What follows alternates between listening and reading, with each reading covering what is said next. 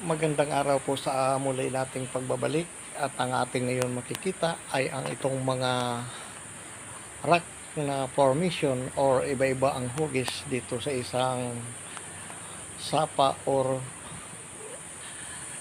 ilog na nagdudugtong kung saan ay makikita natin itong mga stone or rock na iba-iba ang hugis at kulay. Dito sa banda ng may tubig ay mayroon tayong nakita na naka underwater stone na ano kaya ito ay yellow rock or stone na mayroon siyang mga itim-itim ng hugis. Ito ay hindi man lang ito naanod ng maglakas ang tubig or magbaha. Dito pa rin siya sa ilalim, napakabigat siguro itong stone. Dito sa kanyang paligid, itong tinutungtungan na bato or stone na malaki ay meron siya nakasink ng mga maiitim na mga stone. Dito, itong tatlo ay para siyang man-made mga ka-discover. Kung titingnan natin maigi, ay para siyang inilagay or isinadya diyan, hindi man lang ito naanod sa baha. Itong yellow na stone para siyang crystal. Atin ngayon ito kinukuskus, napakatigas itong stone na ito na para siyang may engraved na letter B. Ito dito siya sa ilalim ng tubig nakalagay.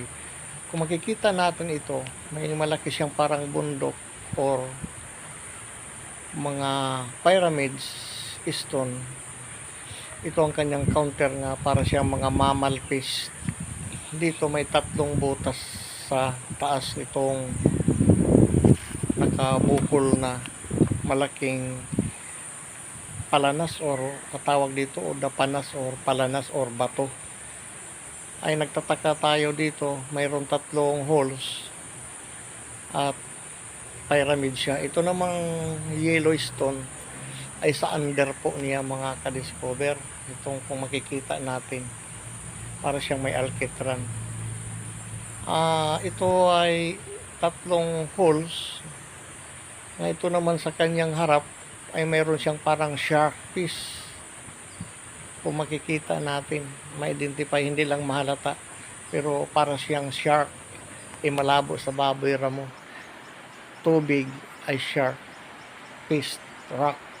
Ito naman dito sa unahan, may mga nilalang na kamukha nila itong malalaking big boulder mga ka-discover, para siyang dinosaur. Nakakamangha ito tingnan, iba-iba yung mga hugis.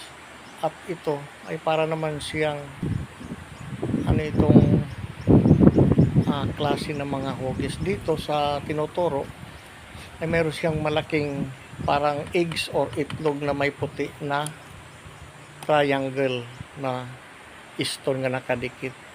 Nga ito ay para siyang alkitran mga ka-discover kung pupukusin ninyo maigi. Na meron siya letter B sa untap or sa taas ng nakabukol. Kanina sa una, ito yung counter nakabukol din. Dito mayroon siyang mahaba nga para siyang bangka or sandok. Sa inyong palagay ito ay isa itong arrow nga ang pinapahiwatig nito sa atin analyze ay isa siyang poles papunta sa taas diyan sa bundok ang tinuturo. Dahil may sapa daw diyan na malaki. Sa susunod ay pupuntahan natin mga ka-discover. Dito sa malaking nilalang na hugis na itong rock ay may lion fish dito mga ka-discover. Tingnan ninyong maigi. Ito ay parang man-made po ito. Ang ibig po sabihin the tigers of Malaya, possible nga the markers ito of Yamashita Tomoyoki, sabi pa ng mga ka-hunter. Dito itong side at para siyang mayroon pinapahiwatig nga kuweba or tunnel possible. Dito sa under nang nagkaharap sila ng lion fish at saka ito naman na nakaharap sa kanya itong malaking rock na parang nilalang. Dito sa baba ay mayroon siyang eagle fish nga kamukha niya itong ibon or bato nga hugis ibon. Naka 12 o'clock kung titingnan natin, nakatingala ang spot nito mga ka-discover. Ang ating prospect ay under kasi nagkaharap yung under ng lion fish na malaking rock or bato. Ngayon sa ating pagtatapos, sana nag-enjoy tayo sa ating nakita. Hanggang dito na lang sa Green Discovery at maraming salamat po sa pagsusubaybay at sa panunood.